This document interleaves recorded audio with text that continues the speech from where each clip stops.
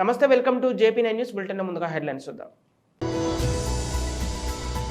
మెదక్ జిల్లా కుల్చారం మండలం అంసనిపల్లి గంగమ్మ గుడిలో రాత్రి దొంగలు హల్చల్.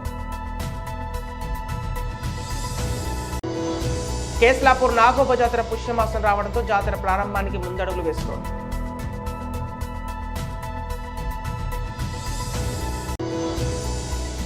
శ్రీ నాదేండ్ల భానుగోర్ ప్రసంగం, కాకర్లముడిలో పార్టీ జెండా ఆవిష్కరణ కార్యక్రమం. మెదక్ జిల్లా కుల్చార మండలం అంసనిపల్లి గంగమ్మ గుడిలో రాత్రి దొంగలు హల్చల్ చేశారు. అబ్బవారికి ఉన్న విలువైన బంగారు ఆభరణాలతో పాటు హుండీలో ఉన్న నగదును ఎత్తుకెళ్లారు. హుండీలో ఉన్న దాదాపుగా ₹1,00,000 నగదు, అమ్మవారి బంగారు ముఖ్యలు, వెండి కన్నులు ఎత్తుకెళ్లారని గ్రామస్తులు తెలిపారు. ఇక కొల్చారం ఎస్ఐ గౌస్ తన సిబ్బందితో సంఘటన స్థలాన్ని చేరుకొని విచారణ చేస్తున్నారు.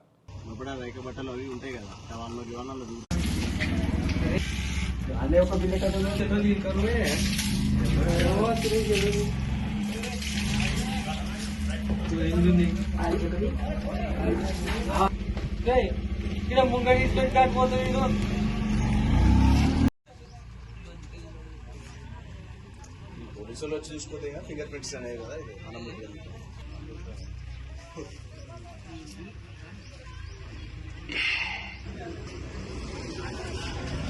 గ్రామంలో గంగమ్మ టెంపుల్ దగ్గర, ముద్రా సంఘమైనటువంటి గంగమ్మ టెంపుల్ దగ్గర దొంగలు చోటు జరిగింది. దాంతోపాటు దాంట్లో ఉన్నటువంటి గత ఏడాది నుంచి ఉన్నటువంటి ముక్కు ఆభరణాలు, బంగారు ఆభరణాలు, 2 ముక్కు పుడకలు బంగారి, దాంతోపాటు గత ఏడాది నుంచి గతంలో ఉన్నటువంటి ఆభరణాలు అన్నీ కూడా దాంట్లో ఉండేను. గల్ల కూడా పలగొట్టారు. దాంతోపాటు దాంట్లో కూడా ఏడాది నుంచి ఉన్నటువంటి లక్ష అమౌంట్ కూడా అక్కడనే ఉండే, దాన్ని కూడా తీయలేదు. అవన్నీ కూడా చోటు చేయడం జరిగింది. దీనికోసము పోలీసు వాళ్ళు కానీ ఒక చర్య తీసుకోవాల్సిన అవసరం ఉంటుందని విజ్ఞప్తి చేస్తుంది. ఆదిలాబాద్ జిల్లా ఇంద్రవెల్లి మండలం కేస్లాపూర్ నాగోబ జాతర పుష్యమాసం రావడంతో జాతర ప్రారంభానికి ముందడుగులు వేస్తోంది. జాతర ఏర్పాట్ల కోసం నాగోబ ప్రత్యేక పూజల కోసం ముస్లిం వంశీయులు సన్నద్ధమవుతున్నారు.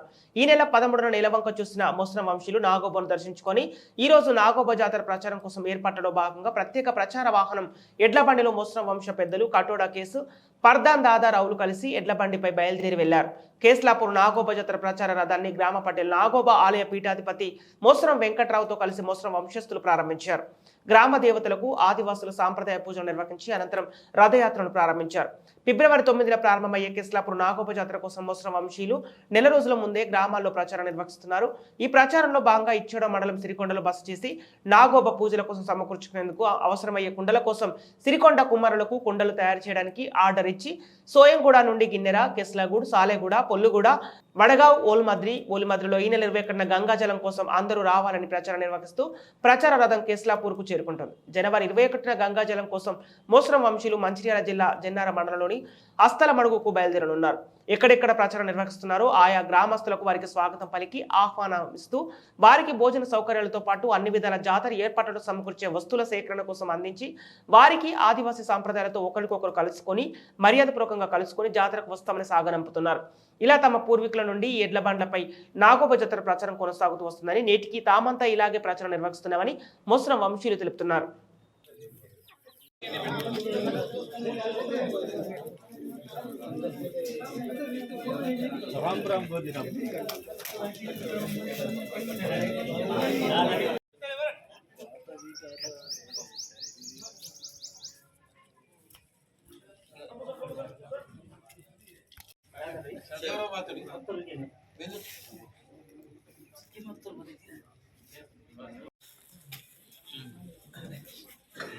पे रखे हो खूबसूरत ना वर्क करने देर मत कंट्रोल बाहर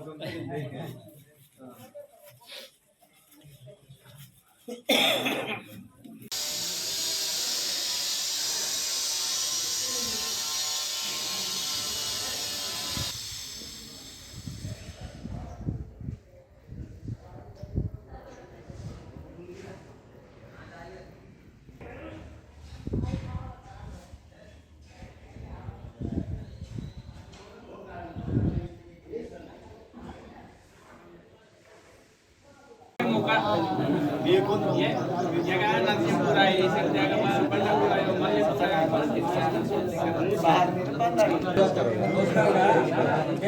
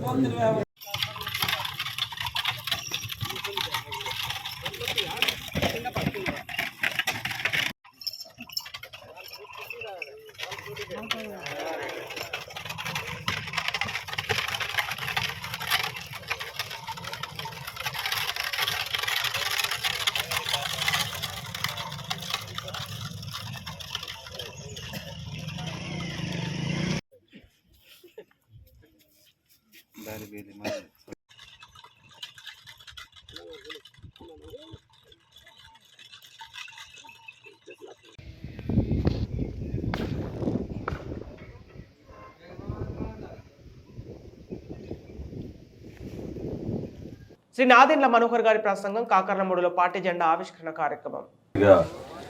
మన పార్టీ జెండాని మనం ఘనంగా ఎగరేసుకోవడం నిజంగా నేను గర్వపడుతున్నాను. సో పెద్దలందరికీ ముందుగా నమస్కారాలు, సంక్రాంతి శుభాకాంక్షలు. ఒక గ్రామంలోనే మనం ఇంత సమైక్యంగా ఉన్నత ఆశయాలు సాధించుకోవడానికి కోసం నిన్న రాత్రి 7:30 అనుకుంటా నేను శ్రీనివాస్ గారికి చెప్పాను, 2 గ్రామాలు ఒకేసారి చేసుకుంటే బాగుంటుందేమో, మళ్ళీ రావడం కుదరపోవచ్చు కాకర్లమూడి కంటే. ఆయన అప్పటికప్పుడే అందరినీ సమయయుతం చేసి ఈ కార్యక్రమం చేయడం వెనుక మనం కూడా మన జీవితంలో ఒక ఎగ్జాంపుల్గా తీసుకోవాలి. ఎందుకంటే పార్టీ నిర్మాణం కూడా ఎంత కష్టపడి ఇటుక వేసుకుంటూ 10 మందిని కలుపుకుంటూ గ్రామ స్థాయి నుంచి మండల స్థాయి నుంచి నియోజకవర్గ స్థాయి వరకు ఈరోజు రాష్ట్ర వ్యాప్తంగా జనసేన పార్టీకి ఒక గౌరవం, పవన్ కళ్యాణ్ గారి నాయకత్వంలో మన ప్రజల్లోకి వెళ్ళగలుగుతున్నామంటే ఎంతోమంది కష్టపడి జెండా మోసి పార్టీ కోసం ఏ మాత్రం కూడా స్వార్థం లేకుండా పనిచేసిన మన జన సైనికులు, మన వీర మహిళలు, మన నాయకత్వం, వీళ్ళందరూ కూడా ఒక కష్టమైన ప్రయాణం చేశాం. ఎందుకంటే పార్టీ నిర్మాణం ఎప్పుడు కూడా ఒక ఎలక్షన్ తోటో ఒక రోజులోనో ఒక సంవత్సరంలోనో పూర్తి అవ్వదు. పార్టీ నిర్మాణం చాలా కష్టమైన ప్రక్రియ. 2014లో పవన్ కళ్యాణ్ గారు పార్టీ స్థాపించినప్పుడు ఆ రోజున్న పరిస్థితులు, రాజకీయంగా ఎవరు కూడా అటువంటి పరిస్థితుల్లోకి పార్టీ పెట్టాలని అనుకోరు. రాష్ట్ర విభజన జరిగింది, సమైక్య రాష్ట్రంగా మనం ఉన్నప్పుడు ఆ రోజులు ఉన్న పరిస్థితులు వేరు. రాష్ట్ర విభజన జరిగిన తర్వాత తెలంగాణ నుంచి విడిపోయి కనీసం ఒక రాజధాని లేని రాష్ట్రంగా మనం కష్టపడి ముందుకెళ్తుంటే తెలుగు ప్రజల గురించి ఆలోచించి, ఎందుకు మన ప్రాంత ప్రజల గురించి ఎవరు ఆలోచించడం లేదనే ఆవేదనతోటి పవన్ కళ్యాణ్ గారు ఆ రోజున జనసేన పార్టీ స్థాపించారు. ప్రతి సందర్భంలో కూడా ఎన్నికలు వచ్చినప్పుడు ధైర్యంగా నిలబడింది మన జన సైనికులు, మన వీర మహిళలు. ఎందుకంటే ప్రజాస్వామ్యబద్ధంగా జరగాల్సిన ఎన్నికల్లో కూడా స్థానిక సంస్థల్లో ఎవరు కూడా ముందుకు రాని పరిస్థితుల్లో ఆ రోజున జెడ్పీటీసీలు గాను, ఎంపీటీసీలు గాను, సర్పంచులు గాను, మహిళలు ప్రత్యేకంగా పవన్ కళ్యాణ్ గారి పిలుపు మేరకు చాలా అద్భుతంగా ముందుకు వచ్చి నిలబడ్డారు. అప్పుడు జెడ్పీటీసీగా మన అనురాధ గారు కూడా నిలబడ్డారు మన పార్టీ తరఫున. ఏ కార్యక్రమం చేసినా కూడా ఒక అంకిత భావంతో. కొద్దిసేపు మీరు మాట్లాడకుండా ఉంటే నేను ఉపన్యాసం చెప్పగలుగుతాను, అది మీరు బిజీగా ఉన్నారంటే కాదు కదా, డిస్టర్బ్ అవుతూ ఉంటుంది కదా, అందుకని రిక్వెస్ట్ చేస్తాను. సో మీరందరూ కూడా ఆలోచించాల్సింది ఏంటంటే, ఒక ఎలక్షన్ వలన మార్పు రాదని మీరు అనుకుంటే చాలా పొరపాటు. ఎందుకంటే ఇదే జగన్మోహన్ రెడ్డి గారు గ్రామాలన్నీ కూడా పర్యటించి ఒక్క ఛాన్స్ అని చెప్పి ముద్దులు పెట్టుకుంటూ తిరిగి ఏ విధంగా మన రాష్ట్రానికి ఈరోజు అంధకారంలో నెట్టారో మీకు అందరికీ తెలుసు. వాస్తవంగా ఆంధ్రప్రదేశ్లో ఈ రోజున సుమారు 12 లక్షల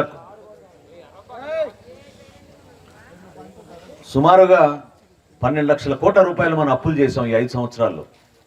కానీ గ్రామ స్థాయిలో ఒక యువతకు ఉద్యోగం ఇచ్చే విధంగా, ఒక పరిశ్రమ వచ్చే విధంగా, పెట్టుబడులు పెట్టడానికి 10 మంది తిరిగి వస్తే మనం ఆకర్షితంగా మన ప్రాంతాన్ని అభివృద్ధి చేసుకోగలిగితే అప్పుడే రాగలుగుతారు. చందు శ్రీనివాస్ గారు ఇప్పుడే చెప్పారు మీకు, ఇతర దేశాల్లో ప్రధానంగా వాళ్ళు చూసేది ఏంటంటే, ఒక పట్టణానికి వెళ్ళి మనం నివసించాలి, ఒక గ్రామానికి వెళ్ళి మనం ఉండాలంటే రోడ్ల సౌకర్యం ఉందా, మంచినీటి సరఫరా ఉందా, అక్కడ మనకి కావాల్సిన సరుకులన్నీ దొరుకుతాయా, ఇటువంటివి ఆలోచిస్తారు.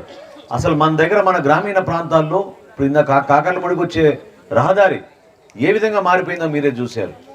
ఈ రోజున తెనాలికి వెళ్ళాలంటే మనం చక్రాయపాలెం మీదుగా బురిపాలెంకి ఎన్ని గుంటలు మనం చూస్తున్నామో, ఎన్ని ఇబ్బందికరమైన ప్రయాణం చేస్తున్నామో మీకు తెలుసు. ఎక్కడైనా పాపం 2 వీలర్ పైన బైకుల మీద మన యువత హడావడిగా కొంచెం స్పీడ్కి వెళ్ళినా కూడా ప్రమాదం జరిగే పరిస్థితి. పెదరావూరు నుంచి నందివెలు వరకు 4 లేన్ల రహదారి ఆ రోజు నేను ప్రారంభించినప్పుడు ఎక్కడ చూసినా కూడా చిన్న వయసులో ఉన్న యువకులు పాపం బైక్ యాక్సిడెంట్లు చనిపోతూ ఉండేవాళ్ళు. అది ఈ రోజుకి కూడా చాలా ప్రాంతాల్లో కొనసాగుతూ ఉంది. ఒకసారి మీరు ఆలోచించండి, బటన్ నొక్కాను అంటే ఎంతమందికి బటన్ నొక్కగలిగాడు చెప్పండి, ఎంతమంది జీవితాల్లో మార్పు వచ్చింది చెప్పండి. మీరు ఆలోచించండి. సంక్షేమం ఒక ప్రభుత్వం యొక్క బాధ్యత. పేదరికంలో ఉన్న ప్రతి ఒక్కరిని ఆదుకోవాల్సిన రాజ్యాంగం ఇచ్చిన మన హక్కు అది. ఎవరున్నా సరే ప్రభుత్వంలో సంక్షేమం కోసం డబ్బులు వెచ్చించాలి. పేదలకి, మహిళలకి, వితంతులకి, వృద్ధులకి వాళ్ళ జీవితాలు బాగుండేటట్టు ప్రభుత్వం డబ్బులు ఖర్చు పెట్టి పెన్షన్లు ఇవ్వాల్సిందే. అదేవిధంగా పిల్లలు చదువుకుంటున్నప్పుడు వాళ్ళకి ఉచితంగా వాళ్ళకి విద్యా అవకాశాలు ఇవ్వాల్సిందే. కొంతమందికి స్కాలర్షిప్లు ఇవ్వాలి, వాళ్ళకు ఉన్నత చదువులు వెళ్ళడానికి వాళ్ళకి సహాయం అందించాలి. అదేవిధంగా సంక్షేమం చేసినప్పుడు అభివృద్ధి కార్యక్రమాలు కూడా 100% చేయాలి. ప్రతి ఒక్కరికి కుళాయి ద్వారా మంచినీటి సౌకర్యం అందించాలి. ప్రతి ఒక్కరికి ఆ గ్రామంలో ఉన్న పరిస్థితులను ఆధారం చేసుకుని అక్కడ మనం రోడ్లు వేయాలి, కనీస వసతులు కల్పించాలి. ఈ రోజున పంచాయతీకి రావాల్సిన నిధులు కూడా దుర్మార్గంగా రాత్రి వేల కోట్ల రూపాయలు ఈ ప్రభుత్వం దారి మళ్లించేస్తోంది. ఎక్కడ చూసినా కూడా పాపం గ్రామీణ ప్రాంతాల్లో ఇబ్బంది పడుతున్నారు. లైట్లు వేయాలంటే సర్పంచ్ గారు సొంత డబ్బుల్లోంచి ఆయన ఇంట్లో తీసుకొచ్చి లైట్లు వేయాల్సి వచ్చే పరిస్థితి. దయచేసి మీరందరూ కూడా, ఎన్నికలు కేవలం 2 నెలల దూరమే ఉంది. ఈ 70-80 రోజుల్లో మీరందరూ కూడా బలంగా ఒక మంచి నిర్ణయం తీసుకోండి. ఎందుకు పవన్ కళ్యాణ్ గారు ఈ రోజున జనసేన పార్టీ, తెలుగుదేశం పార్టీ కలిసి ఉమ్మడిగా ప్రజల్లోకి వెళ్ళాలని నిర్ణయించుకున్నాం? కారణం ఏంటి? ఎందుకంటే మన రాష్ట్రాన్ని అంధకారంలో నెట్టేసి కనీసం పట్టించుకునే నాదుడు లేకపోతే ప్రజలు ఇబ్బంది పడుతున్నారు. అసలు ఎక్కడైనా మీరు స్థానిక జగన్ అవినీతి పాలనకు భోగితో విముక్తి కలగాలని మాజీ MLA TDP Madanapalle incharge Dommalapati Ramesh అన్నారు. ఆదివారం మదనపల్లిలోని పార్టీ కార్యాలయంలో ఏర్పాటు చేసిన భోగి మంటల్లో జగన్ పాలనలో జరుగుతున్న అవినీతి పోస్టులను భోగి మంటల్లో వేసి రానున్న రోజుల్లో రాష్ట్రం సుభిక్షంగా ఉండాలని కోరారు. వచ్చే సంవత్సరం భోగి పండుగ నాటికి రాష్ట్ర రైతాంగము మరియు ప్రజలందరూ సుభిక్షంగా ఉండాలని ఆకాంక్షించారు. ఈ కార్యక్రమంలో రాజంపేట అధికార ప్రతినిధి ఆర్జే వెంకటేష్, విద్యాసాగర్ మరియు కార్యకర్తలు పాల్గొన్నారు. మేడ్చల్ జిల్లా కీసర ఈరోజు 103వ జ్ఞానమాల కార్యక్రమం మండల అంబేద్కర్ సంఘం ఆధ్వర్యంలో ముఖ్య అతిథిగా విచ్చేసినటువంటి తిమ్మాయిపల్లి గ్రామ అంబేద్కర్ సంఘం అధ్యక్షులు తాళ్ల కిరణ్ మరియు వారి యొక్క బృందం జ్ఞానమాల కార్యక్రమం విజయవంతమైంది. ఈ కార్యక్రమంలో అంబేద్కర్ సంఘం మండల అధ్యక్షులు కొమ్ము సుదర్శన్, కార్యదర్శి తుడం శ్రీనివాస్, ఉపాధ్యక్షులు తిమ్మాయిపల్లి శ్యామ్, బక్కని కుమార్ మరియు మండల అంబేద్కర్ సంఘం నాయకులు బోర్డు జంగయ్య, శీలం మల్లేష్ గారు, కర్రె గణేష్ గారు, దయర శ్రీనివాస్, పండుగ రాజలింగం, మంచాల శ్రీకాంత్, చిరింగిని బాలరాజు, గంగి ఆంజనేయులు, రామారం రమేష్, మురుగ నవీన్, శ్రీలం భూపాల్, సుమని, బన్నీ మరియు తిమ్మాయిపల్లి గ్రామ యువకులు, సంఘం నాయకులు పాల్గొన్నారు. అంబేద్కర్ ఆశయాలు సాధిద్దాం, అంబేద్కర్ ఆశయాలు సాధిద్దాం. జై భీమ్.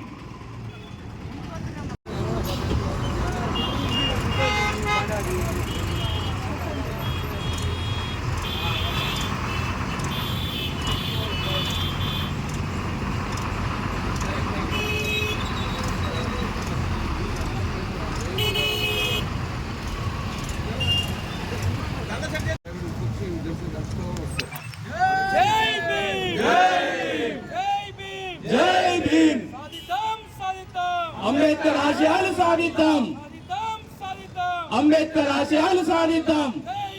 జై భీమ్, జై భీమ్.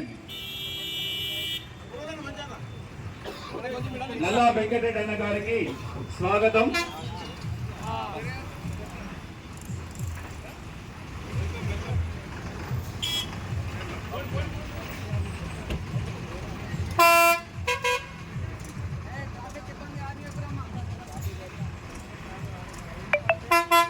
పల్నాడు జిల్లా వెల్దుర్తి మండలం చిరిగిరిపాడులో గిరిజన ఆశ్రమ పాఠశాలలో పీఎంజన్ కార్యక్రమంలో పాల్గొన్న జిల్లా కలెక్టర్ శివశంకర్ లోతేటి. పల్నాడు జిల్లా వెల్దుర్తి మండలం శివగిరిపాడులోని గిరిజన ఆశ్రమ పాఠశాలలో పీఎంజన్ మన్ కార్యక్రమంలో పల్నాడు జిల్లా collector Shivashankar Lotheti, trainee collector Kalpashri, ITDA అధికారులు, జిల్లా గిరిజన సంక్షేమాధికారి డిఎంహెచ్ఐ, డిఈఓ, గ్రామీణ నీటిపారుదల సరఫరాల అధికారి, వ్యవసాయ అధికారి, సచివాలయ సిబ్బంది, ఉపాధ్యాయులు, విద్యార్థులు తదితరులు పాల్గొన్నారు. तो ये आप सबके आशीर्वाद से ऐसा सौभाग्य मिलता है. इन दिनों ये जब इतना बड़ा काम है, आपने इतना बड़ा मुझे दायित्व दिया है, तो मैंने भी 11 दिन व्रत अनुष्ठान का एक संकल्प किया हुआ है। श्री राम మన అవసరం ఏంటంటే హౌసింగ్, ఇల్లులు. నేను ఇప్పటికీ చాలా చోట్ల వెళ్తున్నాను. ఇంకా మన చెంచులందరూ కూడా ఇంకా చిన్న చిన్న గుడిసెల్లోనూ ఇంకా పూర్తి స్థాయిలో ఇల్లు లేని వాళ్ళు ఉన్నారు. ఆ పూర్తిగా ఆ ఇల్లులు శాంక్షన్ చేసే బాధ్యత మాది, మా ఐటీడీఏ. అది మీకు నేను హామీ ఇస్తున్నాను. ఎందుకంటే మిగిలిన స్కీమ్కి మన స్కీమ్కి తేడా ఉంది. మిగిలిన దగ్గర 1,80,000 రూపాయలు ఇస్తారు, మన స్కీమ్లో 2,39,000 ఇస్తారు.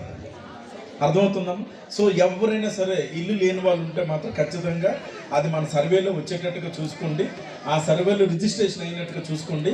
సో కాలక్రమంలో మేము అన్ని శాంక్షన్స్ తీసుకొచ్చి ప్రతి ఒక్కరికి ఇల్లు కట్టించే బాధ్యత మేము, ఐటీడీఏ అండ్ హౌసింగ్ డిపార్ట్మెంట్ ముగ్గురు బాధ్యత తీసుకుంటాం. అది నేను ఈ సందర్భంగా మీకు హామీ ఇస్తున్నాను. ఓకే. సో ఇవి ఇంకా మిగిలినవన్నీ నేను ఇప్పుడు మనకి స్కూల్స్ ఉన్నాయి, అన్నీ బాగున్నాయి, పిల్లలు కూడా చక్కగా చదువుతున్నారు. వాళ్ళు కూడా ఇప్పుడు చూపించారు, మన పిల్లలు కూడా మెరికల్ లాంటి వాళ్ళు ఉన్నారు. అయితే చెంచుల్లో నేను అబ్జర్వ్ చేసింది ఏంటంటే, ఒక్క నిమిషం, చెంచుల్లో నేను అబ్జర్వ్ చేసింది ఏంటంటే ఐటీడీ మీరు కూడా, నేను మొన్న వెలుదురు వెళ్ళేటప్పుడు మన దాంట్లో అక్షరాస్యత చాలా తక్కువ ఉంది. నేను మొన్న వెలుదుర్తిలో ఆ గ్రామాలు మనం వెళ్ళాం కదా, ఏంటి ఆ గ్రామాలు, మాచర్ల లోపలికి బోధనంపాడు, చెంచుగూడెలో అవన్నీ వెళ్ళాను. మాచర్ల, కొప్పునూరు ఇవన్నీ తిరిగితే ఆడపిల్లలకు చిన్న వయసులో పెళ్ళిళ్ళు అయిపోతున్నాయి. ఒక్కొక్కరు కనీసం 4 నుంచి 5 కంటున్నారు. ఇది మనం మార్చాలి. అర్థమవుతుందమ్మా? అంటే ఇప్పుడు మనకి ఆర్థిక పరంగా కూడా మనం ఆలోచిస్తే ఇంతమందిని ఏమీ ఆధారం లేకుండా, ఒక పూర్తిగా వ్యవసాయం లేకుండా, లేకపోతే ఒక చిన్న ఉద్యోగం కూడా లేకుండా ఇంతమంది కుటుంబ సభ్యులను పోషించడం ఎవరి తరమో కాదు.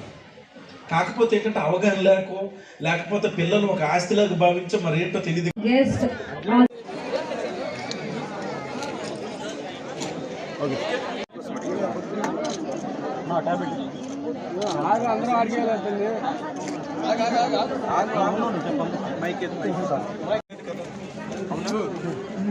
మన ఎస్ఎస్జి మన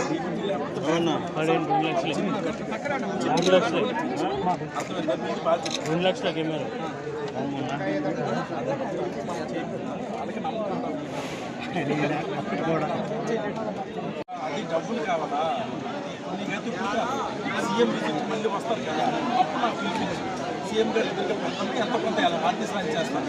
అర్థమైందా భాష?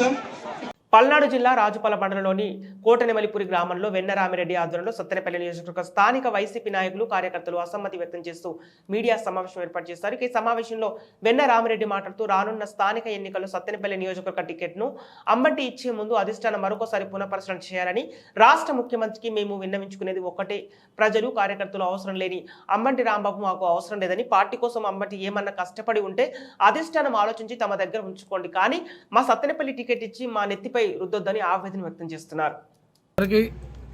వినిపిస్తుంది. ఇప్పుడు ఇక్కడ ఉన్న అందరము కాన్స్టిట్యున్సీలో అన్ని కులాలకు సంబంధించిన వాళ్ళు ఉన్నాము, అన్ని పదవులు ఉన్న వాళ్ళు ఉన్నాము, కార్యకర్తలు ఉన్నాము, అందరం ఉన్నాము. మా అభిప్రాయం, మా ఎక్స్పీరియన్స్ ఎమ్మెల్యే గారి గురించి మేము చెప్పదలుచుకున్నాము. మేమైతే ఎట్టి పరిస్థితుల్లో జనాలు అవసరం లేనటువంటి ఎమ్మెల్యేగా ఎవరైనా సరే మాకు అక్కర్లేదని మేము మీకు విన్నవిస్తున్నాము. దానికి ఎగ్జాంపుల్ నేనే చెప్తాను. మాది కోటనెమలిపురి గ్రామం. మా గ్రామం మాకు తెలిసినప్పటి నుంచి ఎప్పుడూ కాంగ్రెస్, తర్వాత వైఎస్ఆర్సీపీ కాన్స్టిట్యున్సీలోనే వన్ సైడ్ ఎలక్షన్ జరిగింది. ఎమ్మెల్యేగా అంబటి రాంబాబు గారు గెలిచిన తర్వాత ఫస్ట్ అతను చేసిన పని, మా ఊరిని మాకు ఎవరిని అడగకుండా మైనింగ్ కోసం బైఫర్కేషన్ చేసేశారు. ఊరి మొత్తాన్ని సపరేట్ చేసేసి ఆయనకి ఎంతవరకు మైనింగ్ ఏరియా కావాలో దాని బట్టికి పూర్తిగా సపరేట్ చేసి, ఈవెన్ బరియల్ గ్రౌండ్స్, ఈవెన్ మా ఊరికి శ్మశానాలు కూడా లేకుండా ఆయన సపరేట్ చేసి మమ్మల్ని చాలా ఇబ్బంది పెట్టాడు.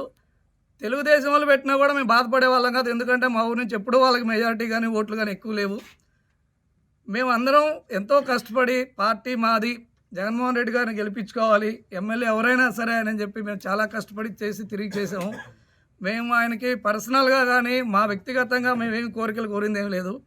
చేసిన తర్వాత మేము వెళ్ళి ఆయనకి చెప్తే ఇది తప్పండి, మా ఊరు బరియల్ గ్రౌండ్స్ కూడా లేవు అంటే, ఏడైనా ఫారం పోకుంటే చూసుకోండి అన్నాడే కానీ నేను మళ్ళీ మాట్లాడతానని కూడా చేయలేదు.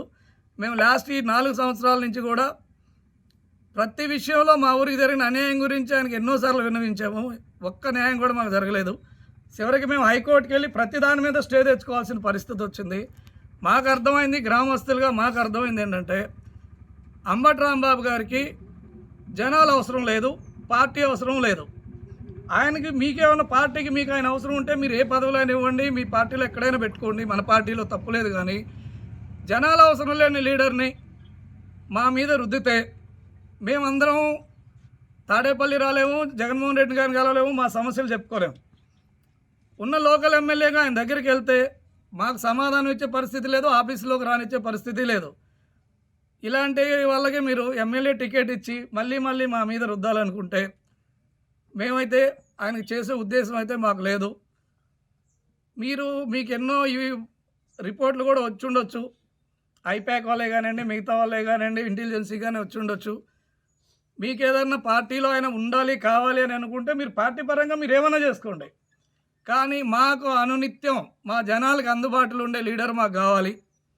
మాకు ఎవరైనా పర్వాలేదు, మీరు ఎవరిని నిర్ణయించినా మేము చేయడానికి రెడీగా ఉన్నాం. కానీ అంబటి రాంబాబు గారిని మాత్రం దయచేసి మా నెత్తిని రుద్దొద్దని మేము విన్నవించుకుంటున్నాం. తెలంగాణ ముఖ్యమంత్రిగా బాధ్యతలు స్వీకరించిన తర్వాత రేవంత్ రెడ్డి తొలి విదేశీ పర్యటనలో ఉన్నారు. రాష్ట్రానికి పెద్ద మొత్తంలో పెట్టుబడులను ఆకర్షించడమే లక్ష్యంగా స్విట్జర్లాండ్లోని దావోస్ వేదికగా జరుగుతున్న వరల్డ్ ఎకనామిక్ ఫోరం సదస్సుకు హాజరయ్యారు. సోమవారమే దావోస్కు చేరుకున్న ఆయన బిజీగా గడుపుతున్నారు. ఈ క్రమంలో వరల్డ్ ఎకనామిక్ ఫోరం సదస్సు అధ్యక్షుడు బోర్గే బ్రెండేతో సోమవారం సమావేశమయ్యారు. ఇందుకు సంబంధించిన ఫోటోని ఎక్స్ వేదికగా రేవంత్ షేర్ చేశారు. మనుషుల జీవన శైలి పరిస్థితులను మరింత మెరుగ్గా సుసంపన్నంగా మెరుగుపరిచేందుకు ప్రభుత్వాలు, వాణిజ్య సంస్థలు, ఇతర భాగస్వాములు ఏ విధంగా ఉమ్మడిగా పనిచేయగలవని అంశంపై చర్చించినట్లు రేవంత్ వెల్లడించారు. మరోవైపు ఇథియోపియా డిప్యూటీ ప్రధానమంత్రి డెమెకోప్ ఓసన్ను కూడా కలిసికట్టుగా సీఎం తెలిపారు. ఇక ఇందుకు సంబంధించిన ఫోటోలను ఆయన పంచుకున్నారు. దావోస్ పర్యటనలో సీఎం రేవంత్ వెంట మంత్రి దుద్దిల శ్రీధర్ బాబు, పలువురు అధికారులు ఉన్నారు. ఆదివారం రాత్రి 7 గంటల సమయంలో రేవంత్ రెడ్డి జ్యూరిచ్ ఎయిర్పోర్టుకు చేరుకున్నారు. జ్యూరిచ్ నుంచి రోడ్డు మార్గంలో దావోస్కు చేరారు. ఇదిలా ఉంటే CM Revanth Reddy suit boot ధరించి ఆకర్షించారు. బులెటిన్ ముగించే ముందు హెడ్లైన్స్ మరోసారి. మెదక్ జిల్లా కుల్చారం మండలం అంశంపల్లి గంగమ్మ గుడిలో రాత్రి దొంగలు హల్చల్. కేస్లాపూర్ నాగోబ జాతర పుష్యమాసం రావడంతో జాతర ప్రారంభానికి ముందడుగులు వేస్తోంది.